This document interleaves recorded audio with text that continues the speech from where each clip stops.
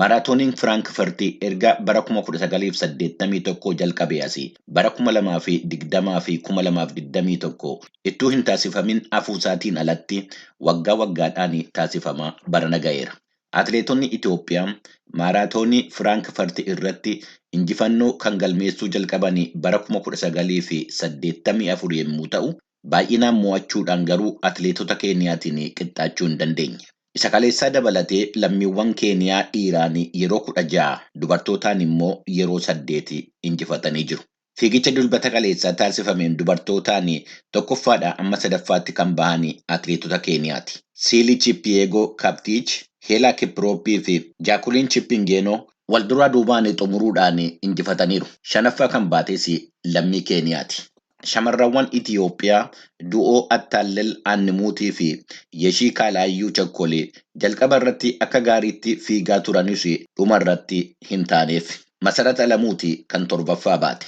Fiigicha dheerataatiin kaleessa atileetonni Keeniyaa Biriimin Kipkooriin Mooso'ii tokkoffaa, Saamu'eel Nyaamii Maayiluu lammaffaa yommuu bahu, lammiin Itoophiyaa Darrasee Galataa sadaffaa ba'eera. Baalaw Yihunee Darsee immoo afuraffaa ta'ee xumuree jira. Atileetonni Itoophiyaa maaraatoonii Firaankfurt irratti kan mo'uu jalqabanii bara 1984. Atileet Dajanee Daadhiitii kan jalqabe.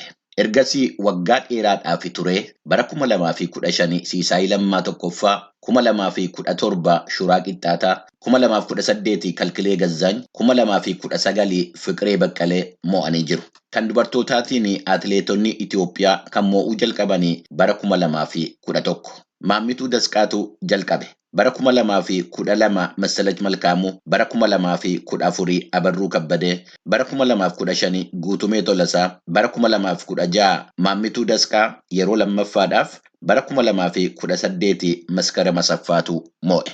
Akka waliigalaatti maaraatoonii Firaankfurt kana dhiiraan atileetonni Keeniyaa al 16 tokkoffaa bahuudhaan mo'anii jiru. Bara 2002 amma 2014tti yeroo 13 walitti aansuudhaan injifatan.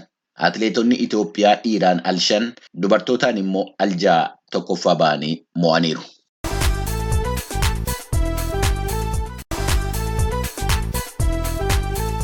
Taphi kubbaa miilaa addunyaa inni bara 2022 biyya Kaataar keessatti taasifamu jalqabuudhaaf guyyoottan 20tu hafan. Kaataarii yoo yarate daawwattoota miliyoonii 1 fi qabxii 2 simachuudhaaf qophooftee jirti. Hoteelonni magaalaa Dohaatii fi naannoo ishee qabamanii dhumanii dooniiwwan tajaajila hoteelaa kennanii kireeffatanii jiru. Innis ga'uu dideeti fakkaata. Tibbana kana immoo hojjettoonni hojii ijaarsaa hojjechuudhaaf ardii Eeshiyaatii fi Afrikaadhaa gara biyyattii dhaqanii akka mana waloon jireenyaa yookaan appaartimantii keessa jiran gallakkisanii bahanii taasifamaniiru jedhamee gabaasamee jira. Magaalaa Dohaa bakka Almaansuuraa jedhamee beekamutti gamoo jireenyaa argamu keessa kan turan hojjettoonni biyya alaatii dhufanii 1,200 dirqiidhaan akka bakka jireenyaa isaanii keessaa bahanii taasifamanii jiru jedha gabaasni Rooyiter.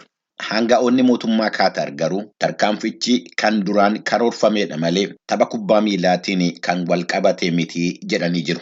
Haa ta'u malee toora marsariitii qindeessitoota taphichaa irratti akka mul'atetti gamoowwan ganda Almaansuuraa keessa jiran akka keessummootaa fi kireeffamanuu beeksisni ba'ee jira.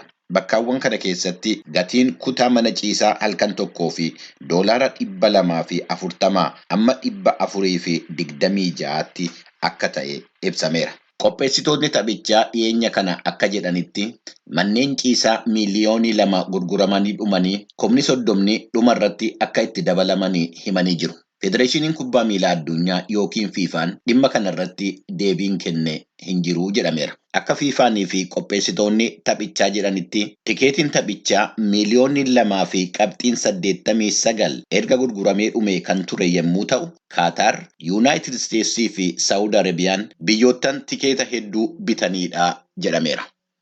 Hordoftoota keenya tapha kubbaa miilaa kana ilaalchisee sagaleen Ameerikaa qophiiwwan addaa akka isiniif dhiyeessuudhaaf qophaa'aa jiru ibsaa. Qophii ispoortii keenyaa har'aa kanumaan goolabna. Waa lama hin dagatinaa. Wixata qophii ispoortii keenyaa hordofuu akkasumas bakka jirtanitti sosocho'uu. Ispoortiin fayyaadha. Fayyaan immoo waa mara bakka jirtanitti fayyaa ta'a.